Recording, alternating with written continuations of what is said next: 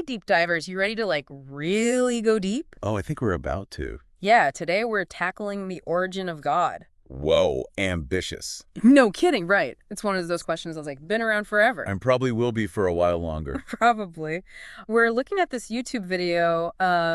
It's called Prophet Eubert Angel, The Origin of God. Where did God came from? It's from this channel called the Enoch Generation. And So diving into some interesting territory then. yeah, for sure. We're not here to debate theology or anything. Right. But I think it's fascinating to see how this guy, Prophet Angel, approaches this question, like how he explains it. Yeah. Because it's such a mind-bending concept, right? Absolutely. And from the get-go, it's clear Prophet Angel isn't shying away from that. Yeah. Like right off the bat, he poses this question. Okay, what's the question? It's something like, can we as humans even understand the origin of a being who exists outside of time and space? Those are our limitations. Yeah. So can we even grasp that? Right. And he kind of throws down the gauntlet, right? He's like, hey, even the Bible doesn't give us a whole origin story for God. It just starts with, in the beginning, God created. Exactly. It's like the ultimate, just accept this statement. Totally. No explanation needed. Just boom, there he is. It's fascinating how he points that out, that lack of a traditional origin story. Yeah. It forces us to confront the mystery, Yeah. like the inherent mystery at the heart of faith, which kind of clashes with our human need to explain everything, Oh, yeah, for sure. We always want the backstory, the why, the where, the how. Are all about cause and effect. Totally. Okay, so then he uses this really unexpected analogy to illustrate this whole idea of God existing outside of our understanding. Oh, yeah, this is where it gets interesting. He starts talking about marijuana. Marijuana. Yeah. He points out how it's legal in some places, illegal in others. Okay. And it's like, whoa, where did that come from? Well, I think I see where he's going with this. Yeah, what do you think? He's using it to show that rules change depending on where you are. What's acceptable in one place might be totally off limits in another. Right. So he's saying that trying to apply our limited earthly logic to the concept of God, Yeah. it's kind of like trying to buy weed in a state where it's completely banned. Like you're just in the wrong framework. Exactly. Different realms, different rules. And this idea of distinct realms with different principles, that's not a new concept. Oh, yeah. Pops up throughout religious and philosophical thought, Think about ideas like transcendence, where God is beyond our comprehension. All right. And then there's immanence, where God is experienced within the world. Two sides of the same coin, maybe. Okay, so much to unpack there. Yeah. We need to shift our thinking, except that there might be different rules when it comes to understanding God. Yeah, it's like we're stepping into a whole different reality. Totally. And then he takes this even further, and he starts talking about the Big Bang. Oh, yes. This is where he starts to bridge the gap between science and religion. Right. It's like he's taking that in the beginning from Genesis and connecting it to the Big Bang theory. Exactly. The idea that time, space, and matter all came into being at the same moment. It's kind of wild that the Bible, written so long ago, could align with a modern scientific understanding of the universe's origin. I know, right? He seems to be suggesting that science might explain how the universe began. But the Bible offers the who God as the initiator of it all. Interesting. Of course, the whole science versus religion debate is ongoing, but this seems to be a point where they might actually converge. You think so? It's possible. But then, just when you think you're getting a handle on things, Prophet Angel takes us on a completely different journey into the book of Job. Oh, yeah, this is where things get really interesting. He goes to chapter 38 specifically, where God speaks to Job from a whirlwind. A whirlwind. It's not subtle, is it? Not at all. And what I find fascinating is that God doesn't actually answer Job's questions about why he's suffering. Right. Instead, he bombards Job with questions of his own. Yeah, like a whole barrage of questions about creation. Where were you when I laid the foundations of the earth? That's like God saying, look at the vastness of what I've created, and then try to tell me you understand my ways. Totally. And the way Prophet Angel explains it, he emphasizes the theatricality of this whole scene. Theatricality. Yeah, it's like God is this incredibly powerful being, but he's also got this personality, this sense of drama. So it's not just about power, but how that power is presented. Exactly. It's like he's putting on a show to demonstrate his power and remind Job and us how little we actually grasp. And it reminds us that these religious texts, especially the Bible, they're full of metaphorical language. Oh, yeah, for sure. These stories, even the ones that seem fantastical, They offer a way for us to explore big questions. We don't always have to take them literally. Okay, so we've got this idea that God operates outside our understanding, might even have a bit of a flair for the dramatic. But then he switches gears completely and starts sharing these personal stories about miracles. And some are pretty wild, to be honest. Oh, I know what you mean. He talks about changing a baby's gender in the womb, seeing through a fake pregnancy. Yeah, things that might be hard to swallow for some people. Totally. And it's right here that he drops this line. You're not drunk enough to know there is a realm where these things can happen. Whoa. Okay. What do you make of that? That's a loaded statement. No kidding. Is he talking about actual I intoxication? don't think so, no. It seems more metaphorical. Metaphorical. Okay. Like he's talking about this state of openness to a reality that defies logic. So like loosening our grip on what we think we know in order to even begin to grasp the power of God. Yeah, exactly. Becoming more receptive to a different way of seeing the world. And that plays a big part in the next story he shares, which is where we'll pick things up next time.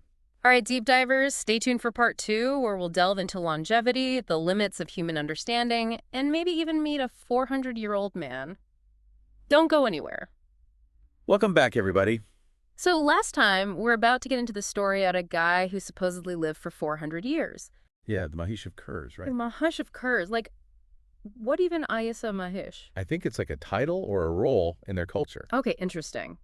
But 400 years? Come on, is that even possible? Well, that's what Prophet Angel is getting at, isn't it? Yeah. Challenging our assumptions about what's possible. True. And the story gets even weirder because the person who supposedly met this Mafish, they, like, fell into a wall or something. Yeah, after being drunk in the spirit, remember? Oh, right. That whole metaphorical drunkenness thing again. Look, it's a recurring theme, for sure.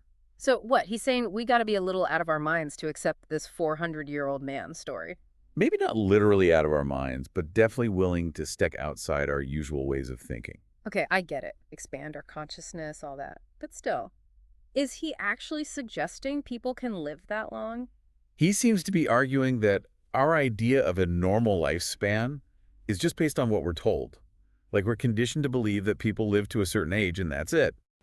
Interesting. But is there any, like, evidence to support this idea of extreme longevity? Well, he brings up his own sisters-in-law as an example.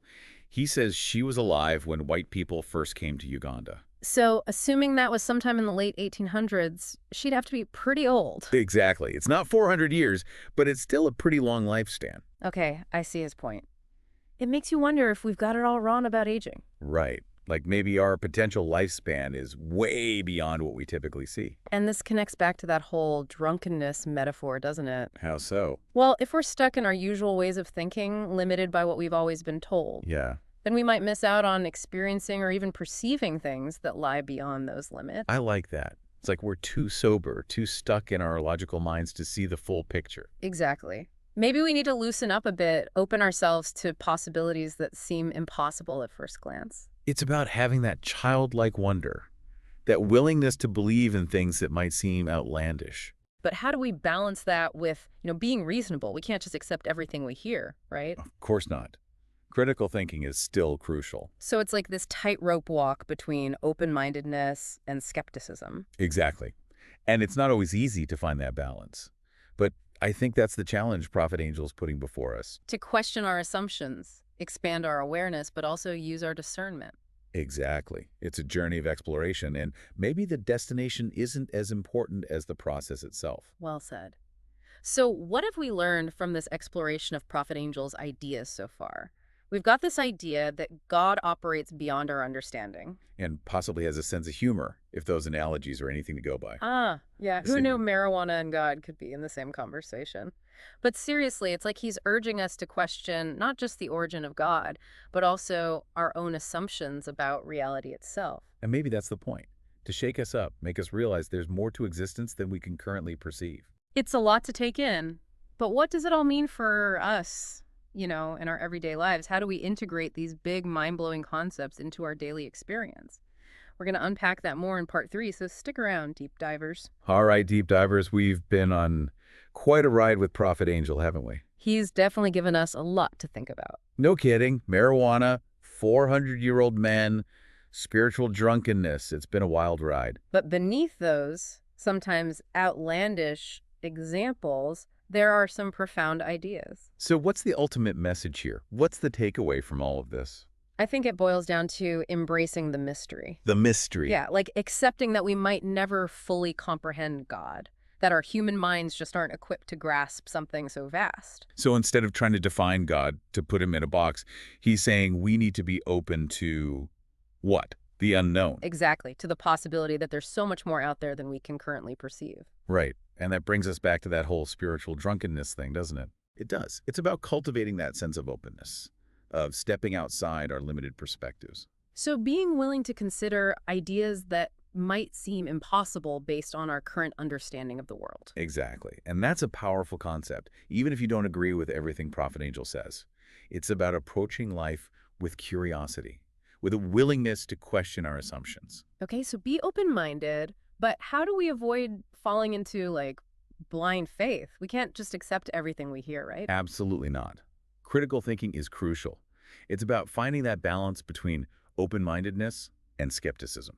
So it's this delicate dance between being receptive to new ideas while also using our discernment. Right. We can engage with these big questions, wrestle with them, without needing to find definitive answers. So maybe it's not about finding the origin of God at all, Maybe it's more about recognizing the limits of our understanding. and acknowledging the vast mystery that lies beyond those limits. Exactly. It's about embracing the journey of exploration, even if we never reach a final destination. That's a beautiful way to put it. Well, deep divers, we've covered a lot of ground in this deep dive, from biblical interpretations to personal anecdotes to some pretty out there ideas. And we've been challenged to think differently about God, about reality, and even about ourselves. So we'll leave you with this. Have you ever encountered something that just defied explanation? Something that made you question your understanding of the world? What role does faith or belief play in your life? And most importantly, what might become possible if you open yourself to the idea that there's more to the universe than we can currently grasp. Think about it, deep divers. Keep questioning, keep exploring, and keep that sense of wonder alive.